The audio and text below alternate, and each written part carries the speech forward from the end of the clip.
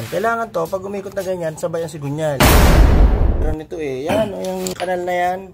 Pero tama lang kasi hindi na napatakbo. Kasi kung napatakbo yan, matagal. Hindi pwede yan.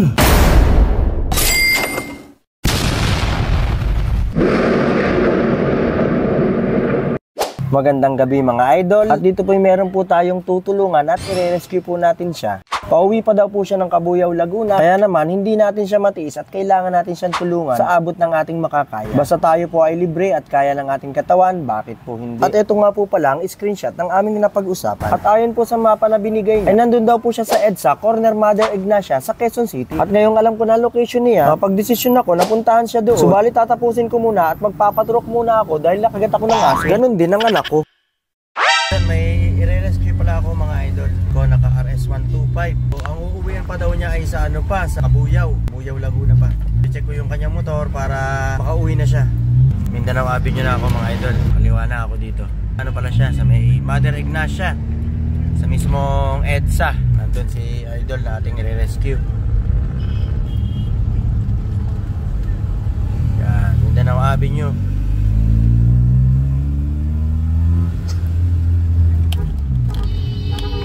Anak ng teteng, bili akong sumingit. Putang ina ka, aksidente pa sa iyo. At yun na nga mga idol, muntik pa tayo nakasagi. Anak ng teteng talaga naman, no. Mother Ignacia, ayan. Dito tayo sa gilid kasi bawal tayo dyan sa EDSA. Bawal tayo huminto dyan. Dito tayo, safe tayo dito. Ayan, Mother Ignacia. Nasaan banda siya? Doon, nandun na ata si Pops. Nasa EDSA ako mga idol. Parang dito ata si Pops.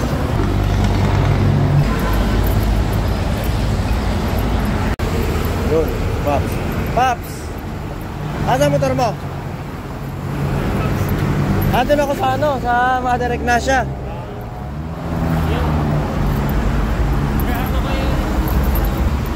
Wala.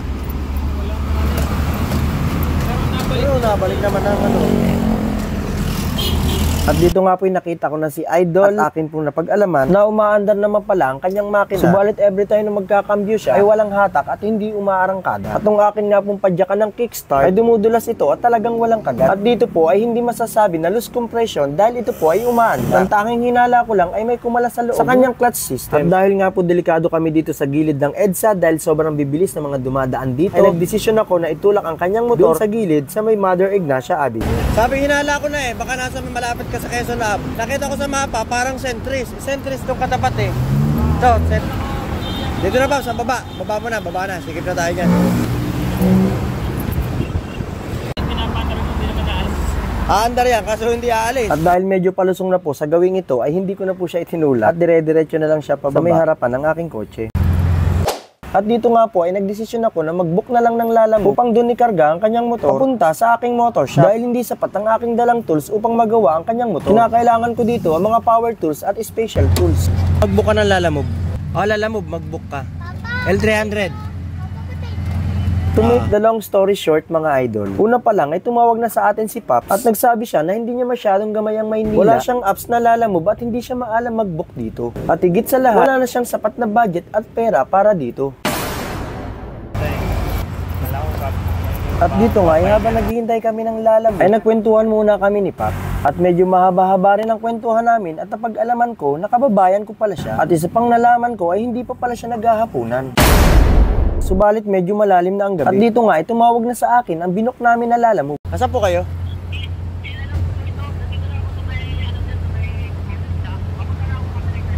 Okay po, sa dulo po ako sa may EDSA, corner EDSA po, Mother Ignacia. Yes, opo. Okay. Okay, sige, hintayin ko po kayo. Salamat. At dito ngay dumating na ang hinihintay namin na Lalamove at ikakarga na namin ang motor ni Pops. So yun, dahil kabisado kong magkarga dito sa L300 ng mga motorsiklo, kaya ako na lang ang nagposisyon dito. Pagod na si Pops. Hindi pa pala si Pops naghahapunan. Pero pagdating doon, pakainin natin doon sa bahay.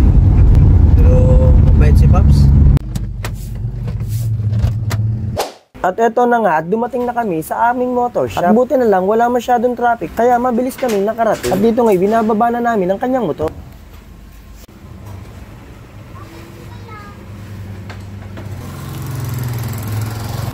At dito nga, alam kong kapos na si Pops, kaya ako na lang magbabayad sa Lalamove. At dahil magpapasko na, papasko ko na to sa kanya. Maliit lang ng bagay ito para sa ating mga mekaniko. Paggagawa ng motorsiklo, pagbimekaniko at pagtulong sa kapwa ay dapat nasa puso natin ito.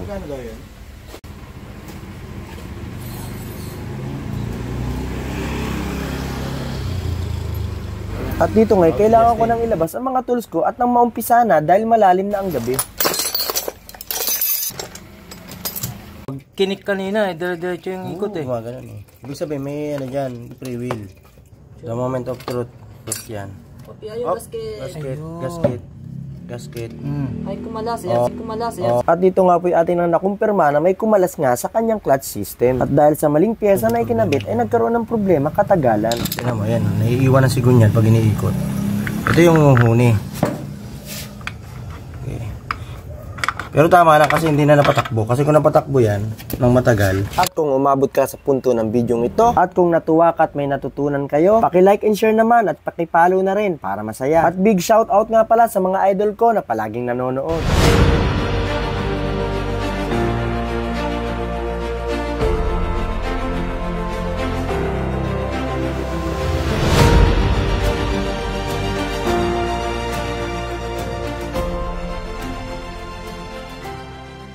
At dito nga po ay nakita na natin na naging problema ng motor niya. Ang outer primary niya ay walang gear at walang ipin na pwedeng mag-lock sa kanyang sigunyan. Hindi pwede yan. Wala namang kumakalso eh.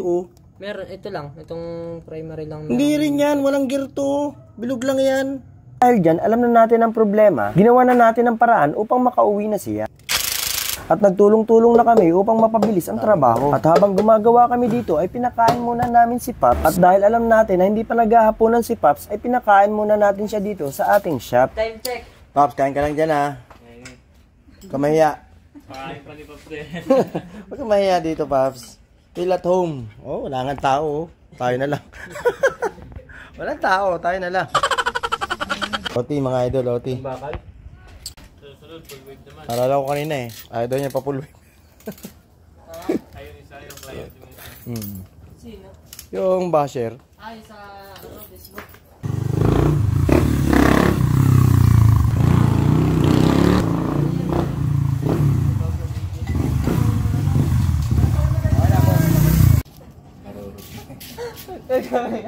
Naalala ko yung kagabi. Okay na. Pops, okay na, Pops. Pops, thank you. Ingat. Malayo pa uwian.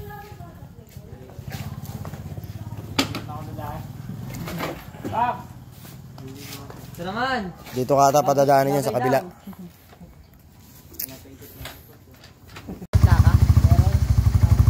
Dito ka ata padadaanin yan, Pops.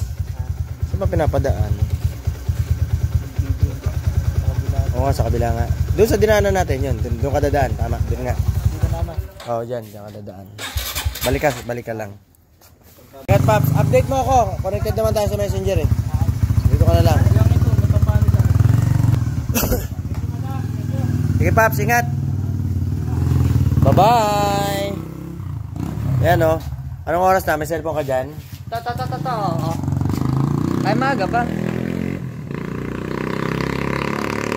Oras 11:53. Umaga na, mag-uumaga na. Wala nang tao, tayo na lang. Okay, sarado na. Tayo na lang tao dito, nakakaya na sa kapitbahay. Bye-bye.